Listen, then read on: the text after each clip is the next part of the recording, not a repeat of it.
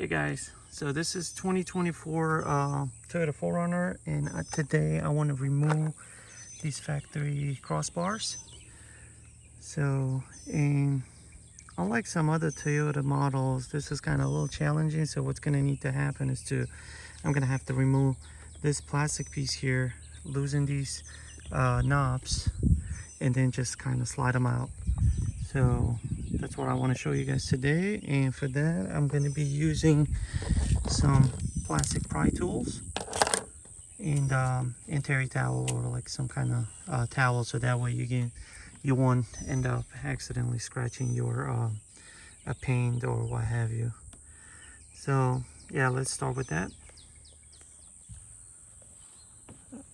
All right, so we're gonna lay this towel down here, and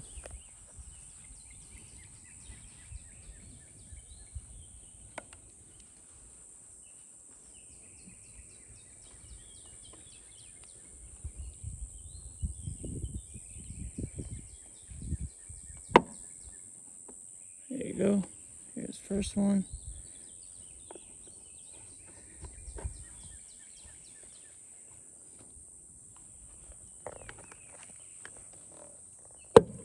Here's the second one.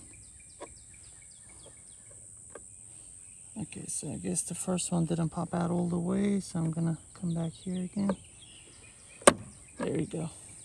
And that's all there is to it. So this piece is out. There you go, as you can see. So once you pop this side out, you can just kind of twist it, or like lift it up this way. Make sure you lift it kind of while you're tilting it, and you lift it like this, not like straight up, because you may end up actually damaging these tabs here. But otherwise, as long as you kind of tilt it and then lift it, they'll come out easily. And that's the piece.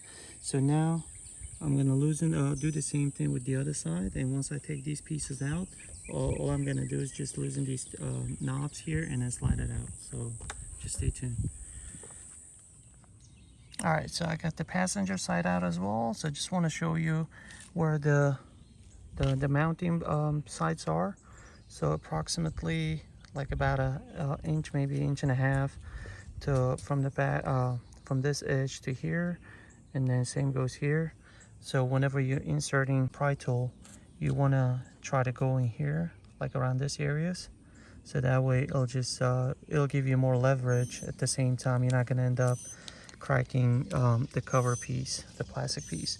And this side is the side behind it here is actually irrelevant at that point, because once you loosen this side, the outer portion, as I said, you can just kind of tilt it and raise it, and it'll come off.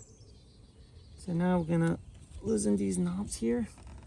They might be a little stiff at first, but they'll come off eventually. So this is supposed to come out all the way. Alright, so I got the knob out. So, and then once you have both knobs out, all you gotta do is just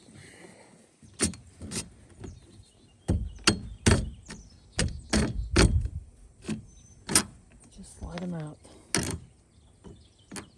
Just make sure you don't drop them, because obviously this is metal, and you don't want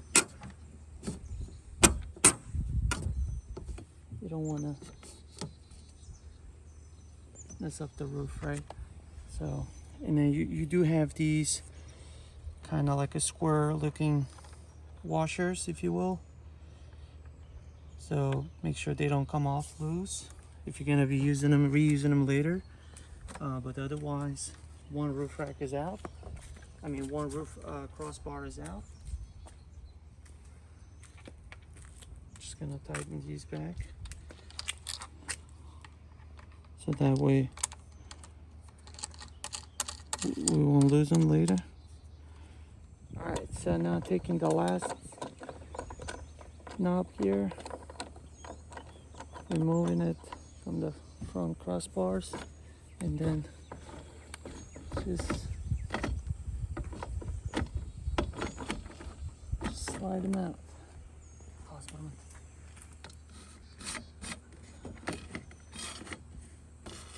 It's of course better if you have extra pair of hands, so that way you can simultaneously move it. That's it.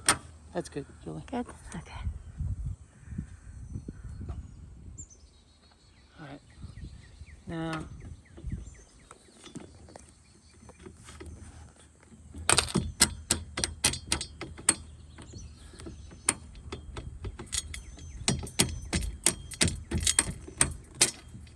that's it. Let it go. There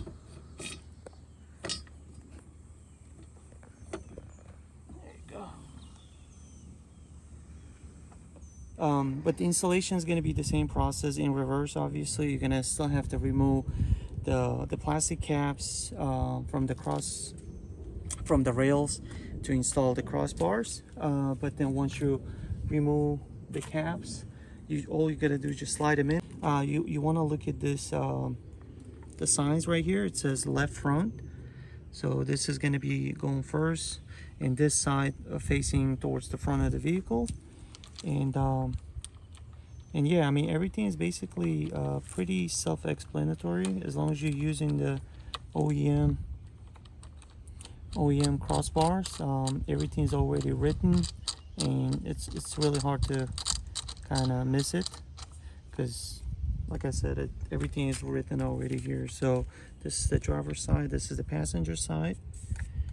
And I'll also show you one thing. So one more thing I wanted to point out was that you will see these actually stickers here on your roof rails, OEM roof rails, where it says to minimize any wind noise. This is the kind of like a section where you want to leave your crossbars installed when you're not using them, right? When you are using them, you can actually adjust them to your preference, kind of move them through the rails. But when they're not in use, these are the actually perfect positions for them to be installed or left, to kind of minimize wind noise. But yeah, this is the point I wanted to kind of point out for you guys. And if you are actually missing these stickers for whatever reason, just kind of, I would say about 5-6 inches from the back, and about like a 3 or 4 inches in the front, right? Kind of give or take, leave some space, and then just kind of leave the crossbars installed at these points. So the installation part, as long as you line up these sides, they should just pop right back in. There you go. Just gotta make sure that the seals are sitting straight, so you won't have any leakages or anything like it. But let me have the camera. So, but yeah, as you can see, everything's lined up. No damages or anything like it. And here's the back side. I hope you guys can see it. So, but yeah, that's about it, guys. I'm gonna do the same thing with the other side, but otherwise this is it. Although this was a removal, like I said, installation is the same exact process, just in reverse is all.